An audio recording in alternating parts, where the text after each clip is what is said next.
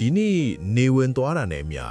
ကျွန်တော်တို့ရဲ့2025ဆိုတဲ့စာအုပ်ကြီးဟာလည်းပြီးဆုံးသွားတော့မှာပါခမရဲ့ဒီစာအုပ်ထဲမှာပျော်စရာစာမျက်နှာတွေပါရတယ်လို့မျက်ရည်စွန်းနေတဲ့စာမျက်နှာတွေလည်းပါခဲ့မှာပေါ့တချို့အခန်းတွေကဖက်လို့အရန်ကောင်းပြီးတချို့အခန်းတွေကျတော့အမြန်ကြော်ဖတ်ချင်လောက်အောင်ခက်ခဲခဲ့မယ်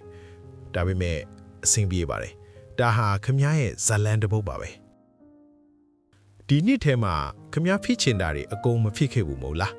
ဂရီပေးပြီးမတီးခဲ့တာတွေစပြီးတော့မဆုံးခဲ့တာတွေရှိနေလိမ့်မယ်ကိုအပြစ်မတင်လိုက်ပါနဲ့တော့စာအုပ်တအုပ်မှာအရေးကြီးဆုံးကတက်ရက်နေဖို့မဟုတ်ပါဘူးအတိတ်ပဲရှိဖို့ပါခမဒီနေ့အထိအသက်ရှင်လျက်တောင့်ခံနိုင်ခဲ့တာကပဲဒီစာအုပ်ရဲ့အကောင်းဆုံးနှီးကုန်းပါပဲကဲအချိန်တန်ပါပြီ2025ခုနှစ်ရဲ့အကောင်းအဆိုးအမှားအမှန်အားလုံးကိုအခုပဲပိတ်သိမ်းလိုက်ကြစို့အသိဆိုတာပြင်လို့မရတဲ့စာအုပ်တစ်ပုဒ်ပါသူ့ကိုစာကြည့်တိုက်စင်းပေါ်မှာပဲအေးဆေးဆေးနားခွင့်ပေးလိုက်ပါခမပခုံးပေါ်ကဝန်တို့ဝန်ဖို့တွေကိုအခုပဲချလိုက်ပါကြည့်လိုက်ပါခမရှိမှာစာအုပ်အသစ်တအုပ်ရောက်နေပါပြီ2026တဲ့ပထမဆုံးစာမျက်နှာကဖြူစင်တန့်ရှင်းနေတယ်အမားရတစ်ခုမှမရှိသေးဘူးဒီနှစ်မှာခမဘာဒီရေးမလဲဘလို့လူဖြစ်ချင်လဲ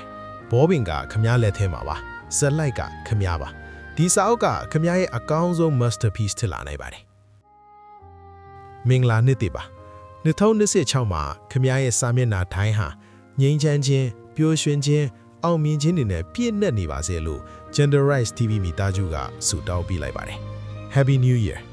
ဇလန်အပစ်တွေစာမျက်နှာအပစ်တွေကိုအတူတူစရေးကြရအောင်နော်